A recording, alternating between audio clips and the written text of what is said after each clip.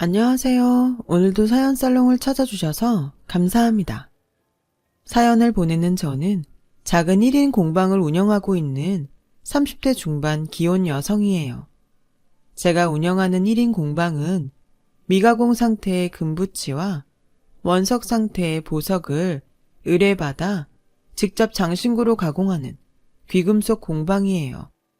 사회 초년생 시절부터 시작해서 기혼 여성이 된 지금까지 쭉 이어오고 있는 삶의 터전이기도 하고요. 저와 남편이 막 결혼 준비를 시작하던 무렵에 귀금속 공방과 예비시모에 얽힌 이야기를 해보려고 해요. 지금이나 결혼 준비를 막 했던 무렵에 그때나 저의 귀금속 공방은 홍보 같은 걸 전혀 하지 않아 아주 잘 알려져 있지는 않았어요. 하지만 아름아름 입소문을 타고 찾아오는 사모님 고객들로 몇 달씩 대기 순번은 기본이었을 만큼 내실이 충실한 공방이었죠. 저는 부잣집 사모님들인 단골 고객들과 업계 관계자로부터 마에스트로, 장인이라는 칭찬을 달고 다녔어요. 자화자찬인 것 같아서 조금 쑥스럽기도 하지만 마에스트로와 장인은 저의 노력과 정직, 그리고 실력으로 당당히 얻어낸 결과물이거든요. 암튼 삶의 터전이 귀금속 공방이니만큼 저는 늘 금부치와 보석들을 만지며 살아왔어요. 물론 그 금부치와 보석들은 고객님들이 직접 가져왔거나 저의 공방으로 배송시킨 것들이었기에 저의 물건들은 결코 아니었지만 장인이라는 이름값에 걸맞은 세공 비용만으로도 당시에 이미 저는 큰 재산을 이룬 상태였죠. 그럼에도 헛된 사치 따위를 부리는 법 없이 늘 수더분하고 검소했어요. 주 고객층인 부잣집 사모님들 중 돈 때문에 패가망신하는 사례를 익히 접해왔던 덕분이라고 할까요? 제가 결혼을 결심했던 이유도 바로 거기에 있었어요.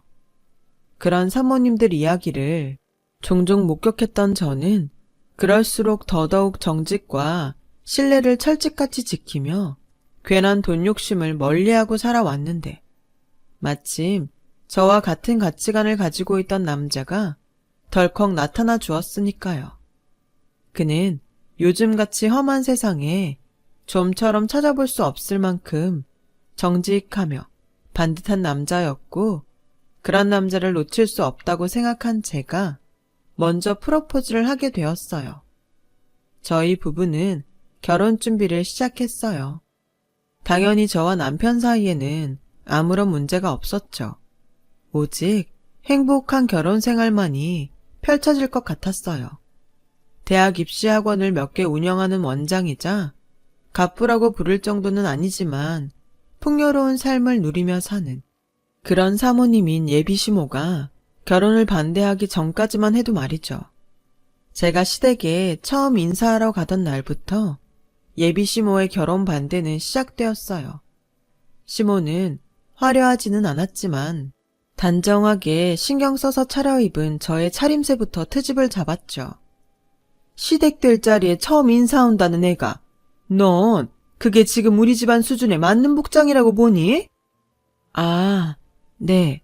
제 차림이 불만스러운 모양이신가 봐요. 당연히 불만이지. 우리 집으로 말할 것 같으면야 대단한 부잣집 정도는 아니어도 나름 꽤 사는 집안인데. 이해합니다. 그렇게 생각하실 수 있죠. 하지만 어머님 생각처럼 시댁을 만만하게 보았기 때문은 절대 아니에요. 제가 화려한 걸 좋아하진 않지만 예의를 갖춰서 단정하게 신경 쓴 거예요. 됐고, 그런 옷은 어디서 사니? 시장바닥? 그거 싸구려 보세 맞지? 어머님이 입고 계신 명품처럼 품격 있는 옷은 아니지만 신뢰가 될 만큼 격떨어지는 복장은 아니라고 생각합니다.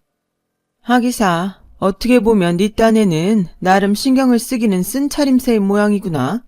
돈벌이도 안 되는 목공예품 공방이나 운영하는 처지에 거적대기나 누더기 같은 행색 말고 그래도 옷 비스꾸무리한 걸로다가 챙겨 입고 온 걸 보면 말이다. 목공의 공방이요? 아무튼 나도 들을 만큼 다 듣고 생각이 있으니 반대하는 거야. 예비시모가 결혼을 반대하는 이유는 저를 향한 두 가지 오해였어요. 첫 번째 오해는 저의 소탈한 차림새였죠. 그 차림새를 본 예비시모는 제가 돈벌이가 안 되는 일을 하고 있는 줄 안 거죠. 그만큼 친정도 그렇게 생각한 것 같았어요. 그래서 양가의 경제적 차이가 너무 심하다는 이유로 결혼을 반대했죠. 제가 귀금속 세공 장인으로서 이미 많은 재산을 축적해 놓았다는 사실은 까맣게 모르는 채로요. 예비시모의 두 번째 오해는 제가 운영하고 있던 1인 귀금속 공방에 대한 오해였어요. 저의 귀금속 공방을 목공예품 공방 정도로 오해하고 있었죠. 예비시모의 말에 따르면 저의 귀금속 공방을 이렇게 생각했다더라고요. 왜 그런 곳 있잖아요. 민가 하나 없는 국도변을 지나가다 보면 가끔 눈에 띄는 주변에 인가 하나 없이 너무 생뚱맞은 자리에 있는 데다가 장승 같은 장식물들로 가득한 분위기 탓에 저긴 뭐 하는 곳이지? 살짝 그런 곳이요. 괴팍하며 돈도 없이 가난하기만 한 장인이 목공에 평생을 바친답시고 막걸리에 취해 예술을 하는 그런 느낌의 곳이요. 물론 목공예품 공방에 대한 이야기는 전적으로 예비시모의 말을 그대로 옮긴 것일 뿐 저야 당연히 비슷한 분야에서 일하는 입장이기 때문에 목공예품 장인분들을 존중하죠. 예비시모가 잘못된 선입견으로 그렇게 말했다는 거지. 저는 목공예품 장인분들을 정말 진심으로 존경해요. 어쨌거나 저쨌거나 그날의 첫인사는 저를 향한 예비시모의 오해로 인한 결혼 반대 속에서 끝이 나버렸고 저는 예비시모가 계속 결혼을 반대하면 어쩌나 하는 깊은 걱정을 품은 채로 무거운 걸음을 돌려야만 했어요. 그런데 아니나 다를까 남편이 저를 공방에 데려다주고 돌아오기 무섭게 예비시모가 남편을 붙들어 앉혀놓고 또 결혼을 반대했어요. 제가 없는 자리이니만큼 아주 노골적인 강요였죠. 어디서 잡상이를 애인이랍시고 데려오기를. 잡상인? 누가? 그 사람이?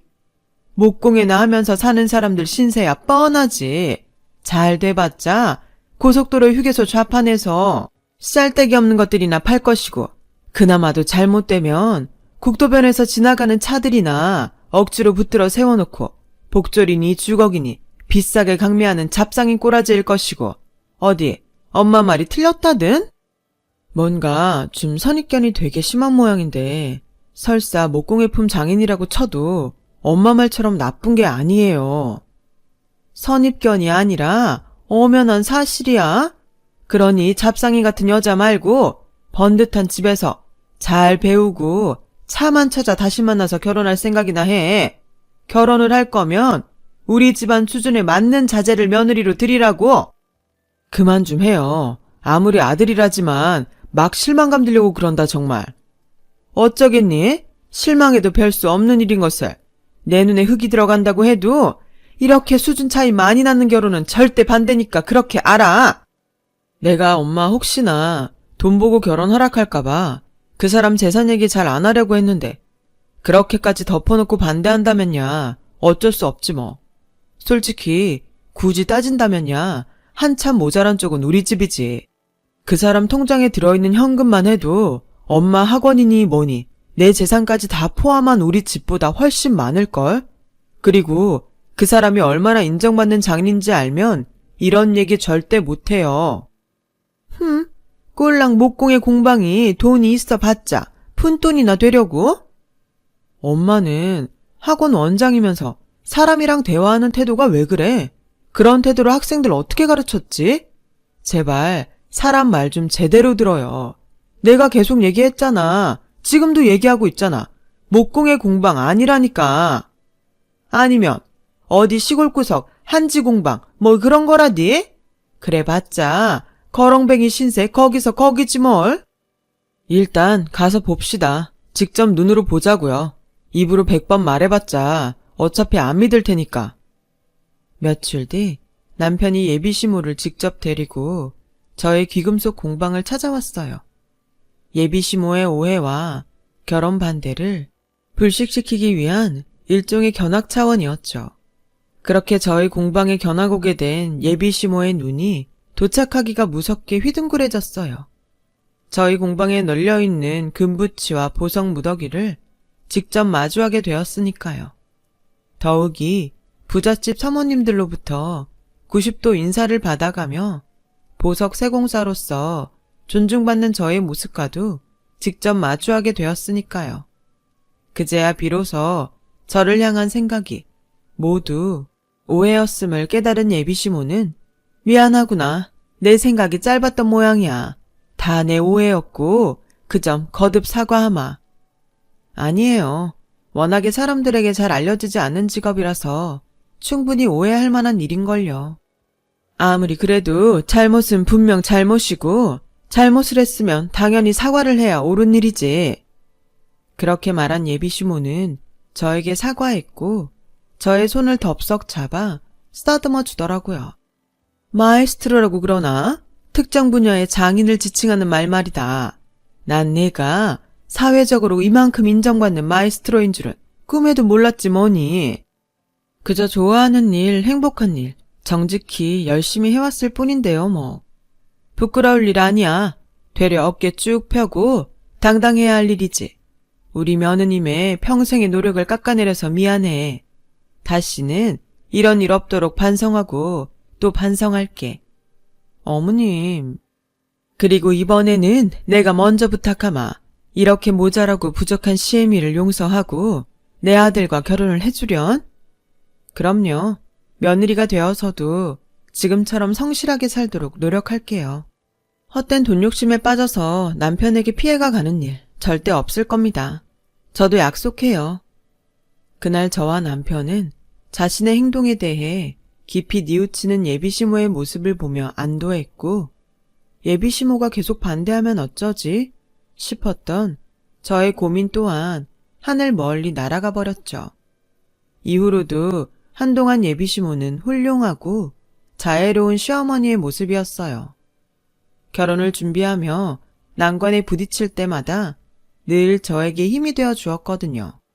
본인이 언제 결혼을 반대했었냐는 듯 마치 친정엄마처럼 친근하고 살갑게.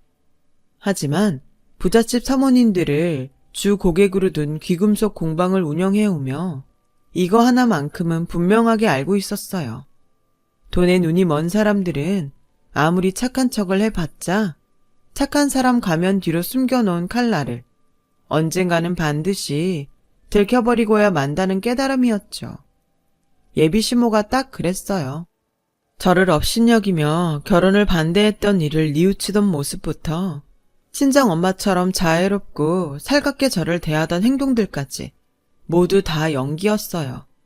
저희 공방에 견학을 오던 순간 휘황찬란한 금부치와 보석덩이들을 마주하며 돈 욕심에 빠져버렸다는 사실을 감추기 위한 연기 말이죠. 그런 예비시모의 흑심이 드러나던 때는 제가 직접 만든 폐물을 예비시모에게 선보이던 날이었어요. 당시 저는 제가 직접 만든 결혼 폐물을 예비시모에게 선보이면서 또 하나의 폐물 세트를 꺼내 놓았어요. 폐물 한 세트는 남편과 예식장에서 교환할 반지가 포함된 폐물이었고 두 번째 폐물 세트는 예비시모의 선물이었죠. 다만 재벌집 결혼식만큼 휘황찬란한 폐물까지는 아니었는데요. 바로 그 재벌집 결혼식만큼 휘황찬란한 폐물은 아니다 라는 지점에서 결혼을 반대하던 예비시모가 돈 욕심으로 인해 결혼을 찬성하게 되었다는 검은 속셈이 분명하게 드러났어요. 예비시모는 제가 꺼내놓은 두 폐물 세트에 대해 하찮다는 태도로 일관했거든요. 심지어 그 두 폐물 세트는 제가 직접 가공한 일종의 작품인데다가 너무 사치스럽지도 않으면서 격식 차리기에 훌륭한 수준의 폐물 세트였는데도 말이죠. 제가 그런 내용을 아무리 설명해봤자 예비시모는 듣는 둥 마는 둥 하더니 대뜸 솔직히 많이 불쾌하구나. 네? 며느리가 될 자리가 못 사는 가난뱅이 처지도 아니고 시댁이랑 시애미를 얼마나 만만하게 봤으면 꼴랑 이따위 하찮은 걸 폐물에 선물이랍시고 들고 오기를. 그러니까요. 그게 어머님, 다시 잘 설명하자면 보기보다는 많이 귀한 폐물들이거든요. 일종의 작품격인 폐물이기도 하고요. 가격대도 저희 결혼에 격식 차리기에는 아주 훌륭한. 공방에 널려있는 귀금속들은 전부 어디다가 꽁꽁 꼽을 쳐놓고는 겨우 이딴 걸 가져오고서는 아주 너만큼은 못 사는 시댁이라고, 너만큼 떵떵거리며 살지 못하는 시애미라고 나를 그렇게 업신여기지 않는다면 있을 수 없는 일이야.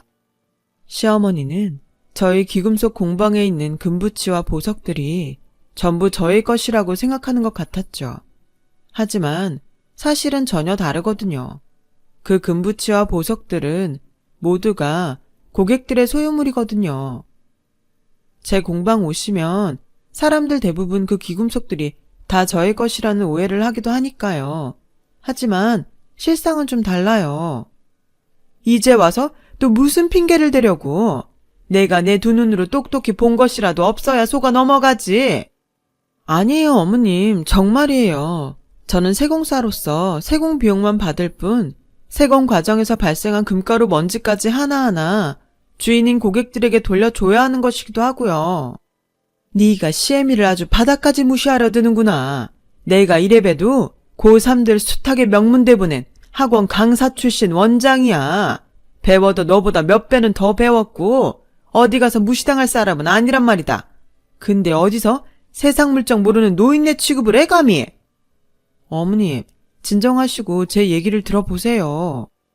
얘기는 무슨 얘기해. 우리 집안을 얼마나 만만하고 저렴하게 봤으면 결혼 폐물까지 저렴하게 치를 생각을 한다던. 난 그게 불쾌해서라도 이 폐물 인정 못하고 받을 수도 없다. 그러니 이따위 건 내 눈앞에서 썩 치우고 생각이 있는 며느리라면 꼽을 쳐놓은 귀금속들로다가 제대로 된 폐물을 다시 만들어다 가져와. 그날 저는 정성스럽게 직접 만든 폐물을 선물로 가져갔으면서도 마치 무슨 죄라도 지은 사람처럼 시댁에서 쫓겨나듯 나와야만 했죠. 남편은 저를 공방으로 데려가는 내내 저의 눈치를 살폈어요. 낳아준 친엄마인 예비시모가 무척이나 나쁘끄럽다는 눈치였죠. 부끄러울 수밖에 없었던 것이 그날 저와 남편의 눈에 비친 예비시모의 모습은 돈의 눈먼 폐악질 그 자체였거든요. 결국 저와 남편은 이 결혼에 대해 진지한 고민에 빠지고야 말았어요. 서로를 너무 사랑하기에 절대 이별을 택할 수도 없는데 예비시모의 탐욕을 무릅쓰고 결혼을 감행해봤자 불행한 날들이 너무 뻔하게 그려졌기 때문이었어요. 저희의 사랑을 지키자면 예비시모와 의절하고 결혼을 하는 방법밖에는 없었지만 말이 쉬워서 의절이지 함부로 그럴 수 있나요? 그런데 어느 날 저와 남편이 예비시모의 거취를 두고 심각한 고민에 빠져있던 바로 그때 예비시모가 저의 공방에 불쑥 쳐들어와 떡하니 자리에 앉더니 이번에는 훨씬 노골적인 요구를 해왔죠. 며칠 고민이 많은 것 같아 내가 직접 준비를 해봤는데 이 정도 선에서 절충하면 결혼 전부터 서로 간에 마음 상할 일 앞으로는 절대 없지 싶구나. 그렇게 말한 예비시모가 대뜸 들이민 종이 한 장을 보며 저는 결심했어요. 예비시모와 어쩔 수 없이 의절을 해야만 하겠다고요. 대체 그 종이가 뭐길래 의절까지 결심하게 되었냐고요? 예비시모가 직접 작성해온 폐물 견적서였어요. 그것도 보통 견적서가 아닌 이탈리아 현지 장인의 수제 명품 견적서였죠. 그리고 이탈리아 장인의 명품 견적서에 적혀있던 금액은 일십, 백천만, 십만, 백만, 10억이요? 우리도 나름 뼈대 있는 집안인데 결혼 선물 겸 치르는 폐물이면 그 정도 값어치는 해야겠지. 진심이세요? 계산이 뭐가 잘못된 건 아니고요? 왜? 10억이 너무 약소하니? 하긴 나도 2배쯤 더 부리려다가 말았단다. 생각 같아서는 20억쯤 받고 싶은데 요즘 경제도 어렵고 어쩌고 해서 반 뚝 잘라 양보한 거야. 너희 결혼에 이 정도면 헐값이다? 아니요, 제 말은 10억부터가 심하게 과하다는 뜻이었는데요. 부자라며, 마에스트로니 장인이니 떵떵거리며 산다며. 근데 이 정도도 못해?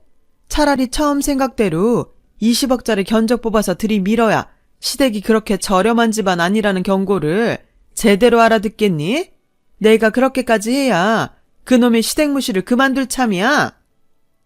아무리 제가 재산을 많이 벌어두었다고 해도 이건 너무 과하잖아요. 10억? 20억? 그게 무슨 애들 이름도 아니고 10억짜리 폐물은 재벌 사모님들 자식 혼사에도 듣도 보도 못한 금액이라니까요. 그래봤자 어쩌겠니? 벌써 주문 넣고 오는 길인데. 어머님, 10억 정도 되는 금액의 주문이면 선입금 들어온 거 확인되기 전에 제작 안 들어가거든요. 그러니까 선택하세요. 아직 제작 전이니까 지금이라도 주문 취소하든가. 아니면 아들 자식 평생 안 보고 살던가요. 이게 하다하다 아주 어디서 아들까지 들먹여가며 협박질이야. 저희는 어머님 욕심 맞춰줄 수 없다는 얘기 벌써 다 끝났고요. 그 욕심 못 채워드린 채로 결혼을 한다고 해도 어차피 두고두고 저 구박할 것도 뻔하고요. 아닌가요? 구박 정도야 당연히 있겠지. 왜? CM이 입장에서는 시댁 무시하는 며느리가 곱게 보일 턱이 없을 테니까. 그러니까요. 그러니까 이 자리에서 선택하라고요.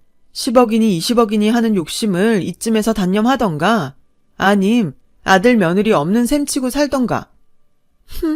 누가 그러니? 아들 며느리 없는 셈 치고 살아야 한다고? 나 우리 아들 그렇게 정없이 키우지 않았어.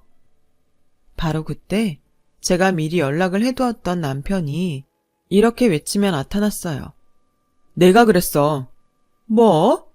내가 그랬다고. 친엄마, 시어머니, 그 자리가 천륜을 저버릴 만큼 돈 욕심에 빠져서 타락했다면, 그래서 도저히 구제할 방법이 없어 보인다면 차라리 없는 셈 치면서 우리 둘이서 행복하게 살자고. 근데 지금 엄마 행동은 도저히 구제할 방법이 없어 보여. 넌 잠자코 있어. 고부 갈등에 아들, 남편이 끼어들 자리가 아니야.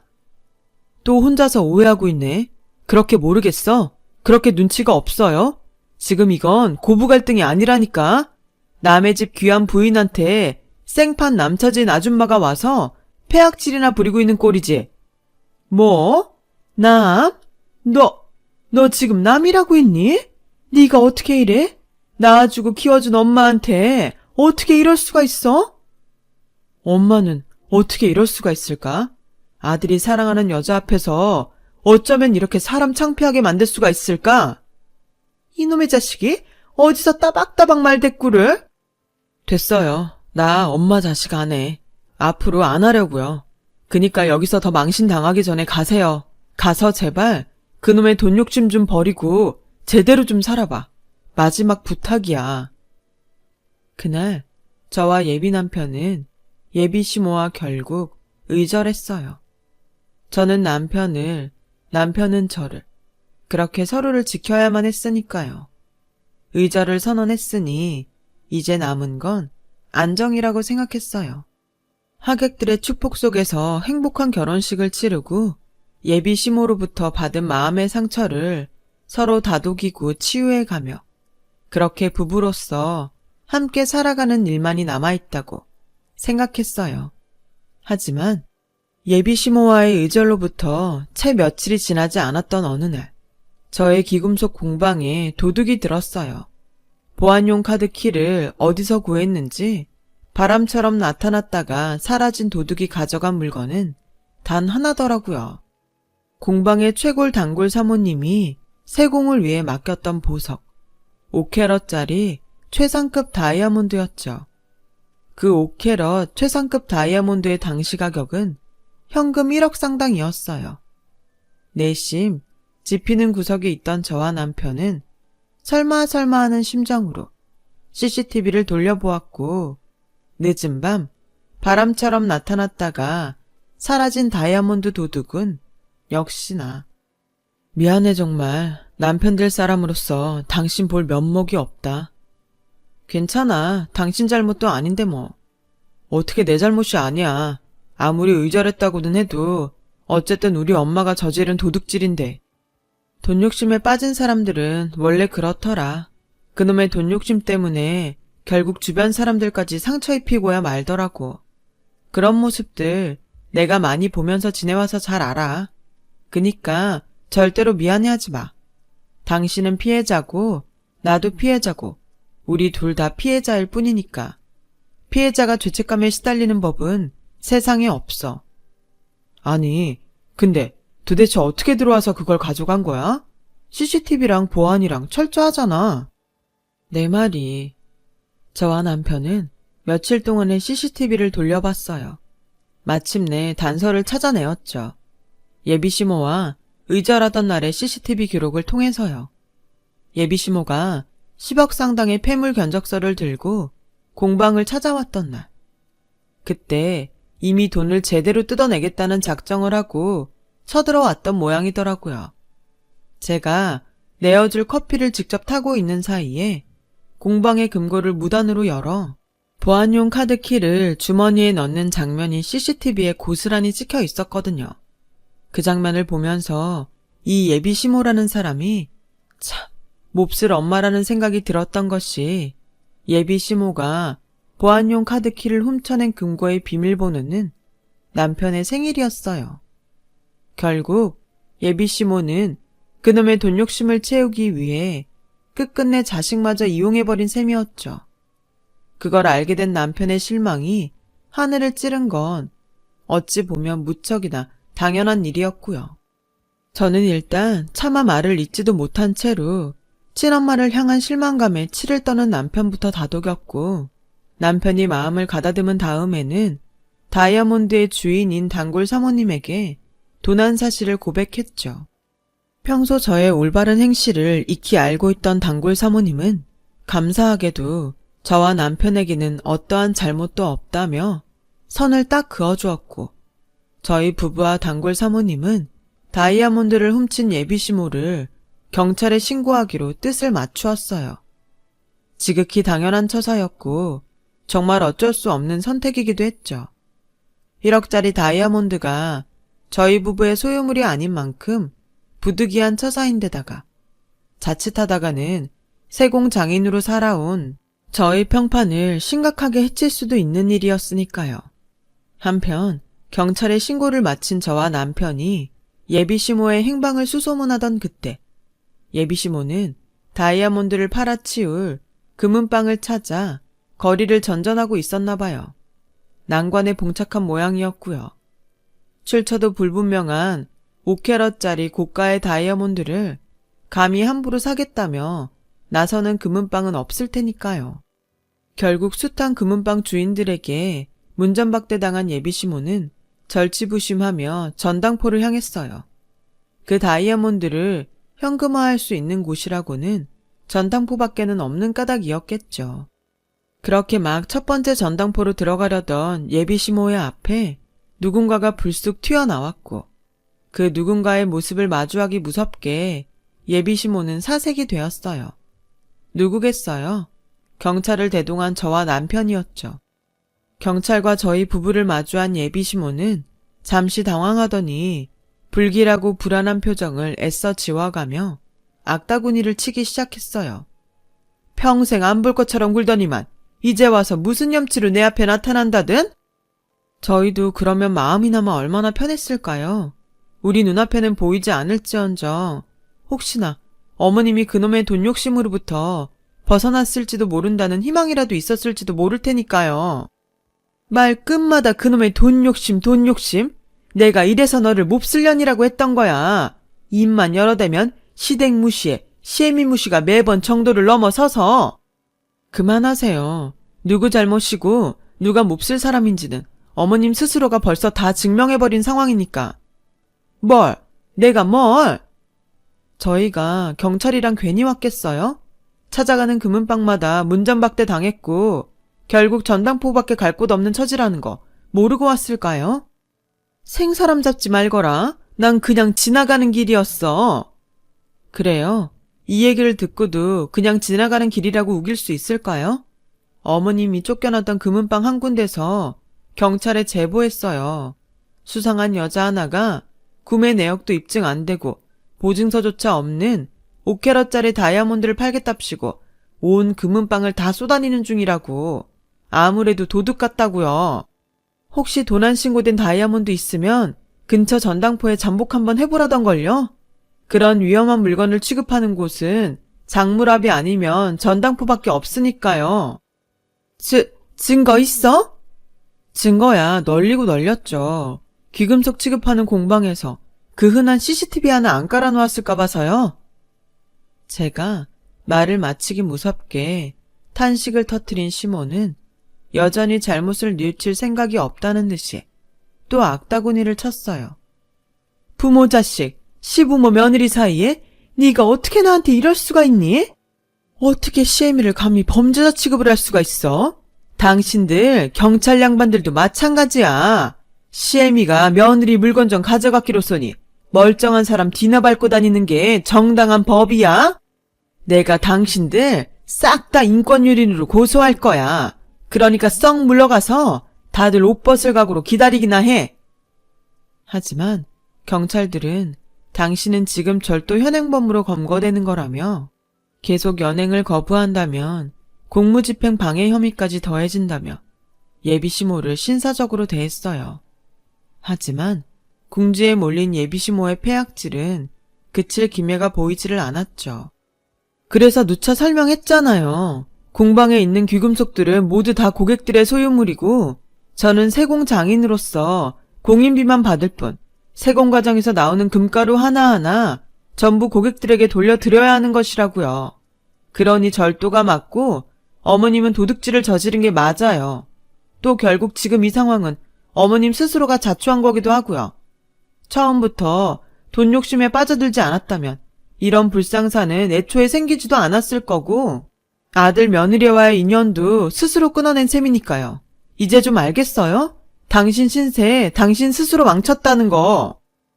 경찰에서 예비시모가 범인이었다는 사실이 명확해지자 다이아몬드의 주인인 단골 사모님은 물건도 찾았으니 제 얼굴을 봐서 없던 일로 처리해 주시겠다고 선처를 베푸셨어요. 최근엔 학원을 운영해오던 예비시모가 학습지 방문 판매원이 되었다고 해요. 나중에 소문을 듣자 하니 예비시모가 운영하던 대학 입시 학원들이 전부 폐업 처리된 탓에 거지꼴이 되었다더라고요. 예비시모가 도둑질을 하다 걸렸다는 소문이 학부모와 강사들 사이에 퍼졌기 때문이래요. 하긴 학생들을 가르치는 학원 원장이 도둑이라는데 어느 집 부모가 귀한 자식을 그 학원에 보내겠냐고요.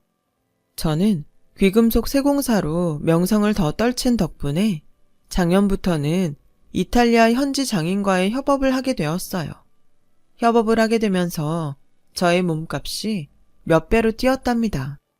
그리고 얼마 전 그 이탈리아 현지 장인으로부터 본인이 직접 세공한 고가의 장신구 세트를 친정 엄마의 생일 선물로 받게 되면서 저와 남편의 아이러니는 더 커졌죠. 좀 웃긴다. 뭐가? 의절한 당신 시어머니 생일이 장모님 생일보다 빠르잖아. 그래서 만약 의절하지 않았더라면 어쩌면 지금 이 선물이 우리 엄마의 생일 선물이 될 수도 있었던 거고. 그건 그렇지. 근데 결국 자업자득 아니겠어? 돈 욕심에 눈이 멀어서 스스로 팔자를 망친 건 본인이니까. 내 말이 그놈의 돈 욕심이 뭐라고. 참. 그래서 나도 아이러니해. 하기사 덕분에 이거 하나는 더 확실하게 깨달았지 뭐. 늘 금부치와 보석을 가까이 하며 사는 만큼 헛된 욕심은 더더욱 경계해야 한다는 거. 제 이야기를 쓰면서 보니 정직하게 살아야겠다는 마음가짐을 다시금 되새기게 됩니다. 제 긴 사연 들어주셔서 감사합니다. 항상 건강하시고 번쩍번쩍 금길만 걸으세요. 모두들 행복하셨으면 좋겠습니다. 여러분, 사연 댓글에 응원과 현명한 조언 부탁드려요. 좋아요와 구독은 저에게 큰 힘이 됩니다. 오늘도 좋은 일 가득하세요.